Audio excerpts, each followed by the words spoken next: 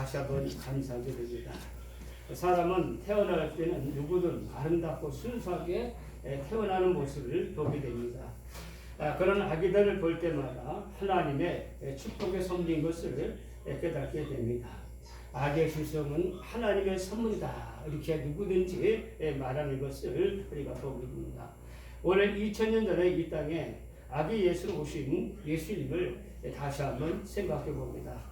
그리고 탄생의 소식, 예수님께서 탄생하셨을 때에 오늘 둘의 자기 양떼들을 지키는 목도들에게 하늘의 천군과 천사들이 예수님의 타신생하신 소식을 알려주었다라고 오늘 성경은 말씀을 하고 있습니다.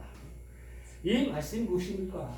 오늘 다윗의 동네에 예수 그리스도가 나셨다. 그 이름을 예수라 하라. 그 이름을 임마누엘이라 하라. 예수라는 것은 자기 백성을 죄에서 구원할 자라. 임마누엘이라는 것은 하나님이 우리와 함께 계시다 함이다.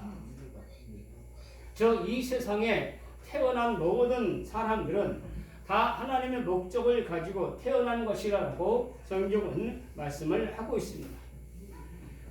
이 세상의 아기들은 하나도 목적이 없이 나는 사람들이 없다는 것이죠. 엄마를 폭행하고 못살게 그런 아버지가 있었습니다. 그런데 엄마는 그 아버지를 미워하지 않았습니다. 딸이 어린이 되었습니다. 그리고 아버지가 세상을 떠났을 때에 그 딸은 그동안 궁금했던 것을 어머니에게 물어봤습니다. 엄마가 아버지를 미워하거나 원망하는 것을 보지 못했습니다. 왜 그랬어요? 엄마가 대답했습니다. 너를 낳게 해주었으니까, 너같이 예쁘고 사랑스러운 딸을 준 사람이니까. 이 한마디 말에 엄마의 그동안의 모든 세월의 아픔과 고통과 폭행을 참고 살아온 이유가 설명이 되었습니다. 딸이 이 세상에 낳은 존재의 목적, 그것은 아버지의 폭력 속에서도 살아오게 하고 버티게 한 이유였다라고 말하고 있습니다. 오늘 천사들은 예수님의 탄생을 목자들에게 알려주면서 그 탄생의 이유를 두 가지 목적에 대해서 말씀하고 있습니다. 먼저는 하나님께 영광을 돌리기 위하여 아기 예수님이 이 세상에 태어났다. 오늘 14절 한번 같이 읽어볼까요? 지극히 높은 곳에서는 하나님께 영광이요, 지극히 높은 곳에 계신 하나님께 영광을 돌리기 위하여 아기 예수님이 이 세상에 오셨다라고 성경은 말씀하고 있습니다. 예수님은 하나님 아버지의 신성과 인간의 완전한 모습을 가진 분이 예수님이십니다. 제자들이 하나님을 보여달라고 했을 때에 예수님은 단호히 대답하셨습니다. 나를 보는 것이 곧 하나님 아버지를 보는 것이다. 나에게서 하나님 아버지를 모습을 너희들이 찾아볼 수 없다면 너희들은 하나님을 만날 수 없다는 것이죠. 이거 엄청난 말씀이 아닙니까? 예수님을 만나는 것이 하나님을 만나는 것이고, 예수의 말씀을 듣는 것이 하나님 말씀을 듣는 것이다. 예수님의 말씀과 행동과 삶 속에서 하나님을 발견하는 것, 이것이 참 신앙이라고 성경은 말씀하고 있습니다. 마찬가지로 오늘 그리스도인의 삶의 모습 속에서 사람들에게 하나님의 모습을 부어주어야 합니다. 과거에 우리 집에 우리 친구들이나 또 우리 형제들 친구들이 집에 놀러 오면 한결같이 말하는 건, 야, 너희 집은 분위기가 참 좋다. 질서가 바로 잡혀져 있고 오남매가 질서가 바로 잡혀져 있고, 우리는 형제들한테 욕을 한 번 한 적이 없습니다. 질서가 바로 잡혀 있고, 무엇보다도 웃음꽃이 넘친다는 거예요. 비결이 뭐냐고 저한테는 물어본 기억이 납니다. 우리가 살아가는 삶 속에서, 행복한 그런 삶 속에서 예수 빛을, 예수 모습을 세상 사람들에게 보여줘야 된다고 성경은 말씀하고 있습니다. 지난 6월 21일 이천 데우스 베스트 청라 골프 클럽에서 열린 기아자동차 제34회 한국 여자 오픈 골프 선수권 대회가 있었습니다. 그 여자 오픈 골프 선수권 대회에서 최종 합계 10언더파 27.68로 우승을 차지하고 인터뷰한 유소연 선수의 기사가 실려 있었습니다. 유세윤 선수는 그 대회에서 우승하고 우승 상금 2억 5천만 원 전액을 코로나로 고통받고 있는 사람들에게 기부하겠습니다 라고 그 전액을 기부해가지고 사람들을 놀라게 했습니다. 그는 그 우승 상금 전액을 코로나로 고통받는 국민들에게 그는 기부를 하고 난 뒤에 이렇게 인터뷰하는 기자에게 말했습니다.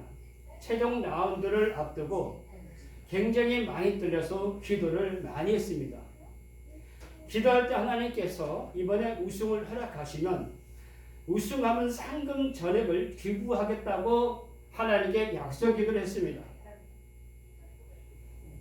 그리고 이 일을 통해서 내가 예수 믿는 사람인 것을 모든 사람들이 다 알고 있으니 하나님께 영광을 드리는 기회가 되게 해주소서라고 기도했습니다.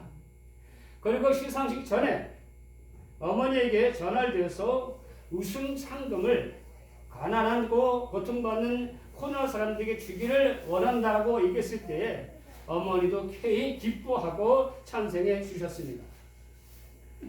코로나19와 관련된 것에 기부하게 되지 않을까 생각합니다.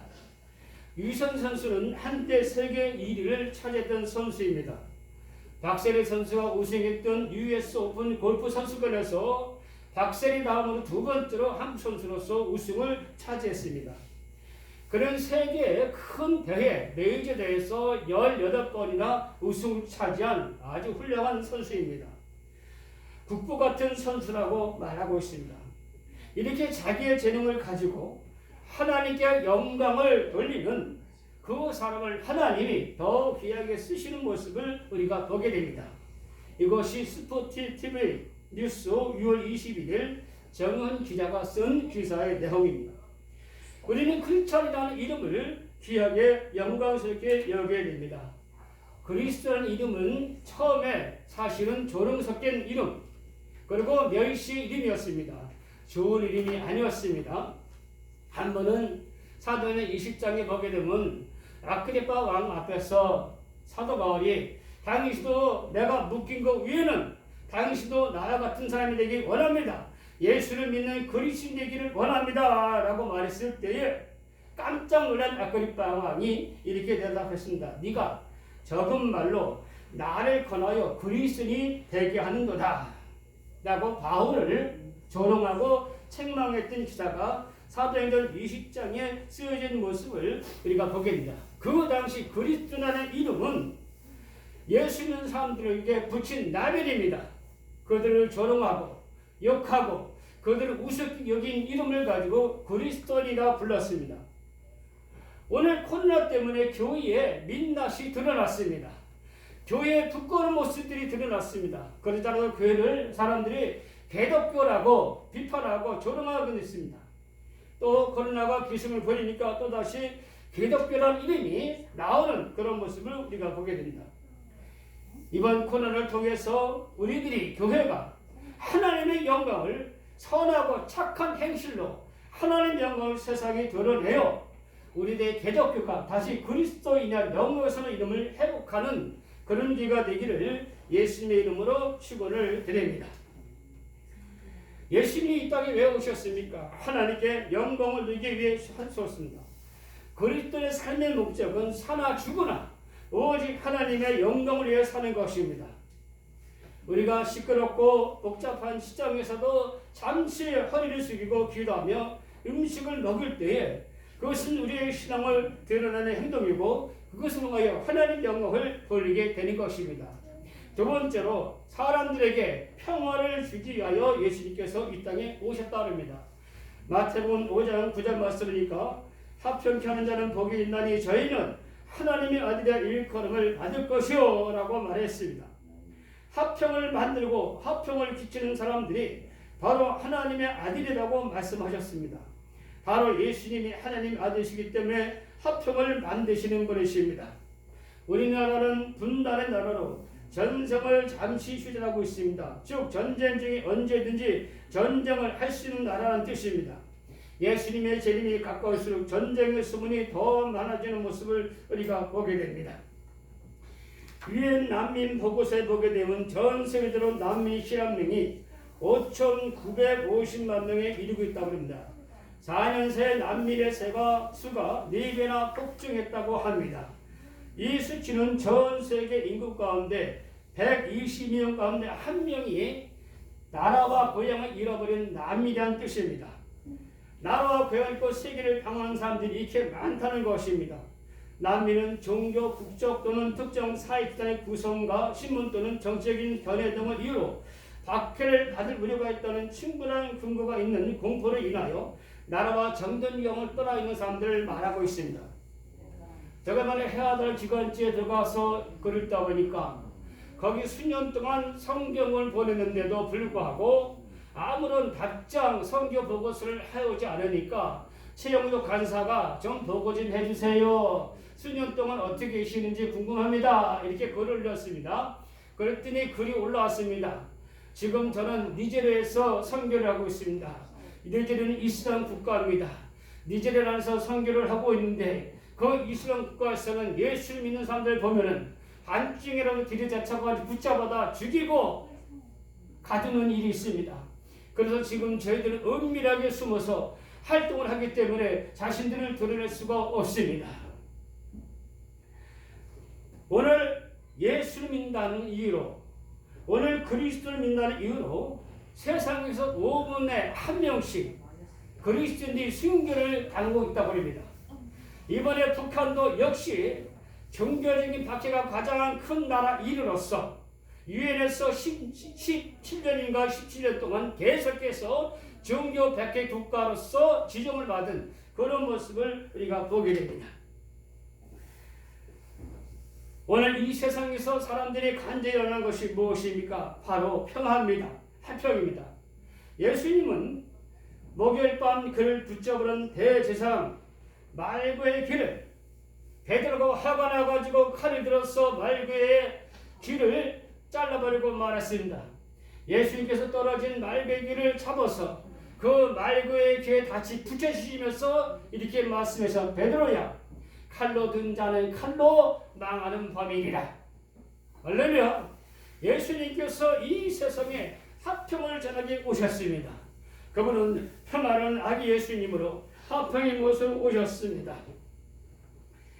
골로새서 1장 20절을 말씀이니까 그의 십자가의 피로 화평을 이루사 만물고 땅에 있는 것들이나 하늘에 있는 것들이 다 그로 말미암아 자기와 화목하게 되기를 기뻐하시리라.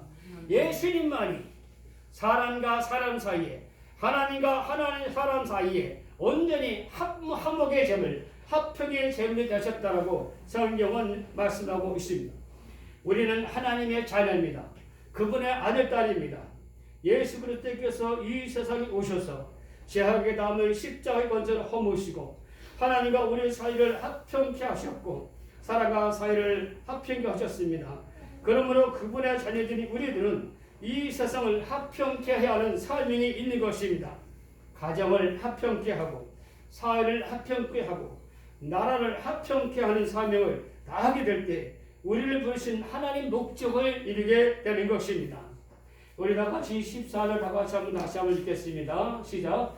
지극히 높은 곳에서는 하나님께 영광이요 땅에서는 하나님이 기뻐하신 사람들 중에 평화로다 하니라. 할렐루야. 자비하고 은혜가 많으신 아버지 하나님, 우리 예수님께서 아기 예수님을 이 땅에 오신 목적은 크게 두 가지 일식이 함이라고 말씀했습니다. 하나님께 영광을 돌리고 하나님과 우리 하나 사람과 사람 사이에게 평화를 주시기 위하여 화평케 하기 위하여 오셨다고 성경은 말씀하고 있습니다. 하나님 아버지, 우리 그리스도의 사람들이 이 세상에서 하나님의 영광의 빛을 드러나게 주시옵소서. 착하고 의롭고 정직한 삶을 통하여 하나님의 영광의 빛을 드러나게 주시옵시고 하나님 아버지, 무엇보다도 저희들이 정말로 살아가는 삶을 통하여 사람들에게 화평을 전하고 화평을 만드는 피스메이커 화평케 하는 하나님의 아들, 딸이 다 될 수 있도록 축복해 주시옵소서. 예수님의 이름으로 감사하며 기도드리옵나이다. 아멘.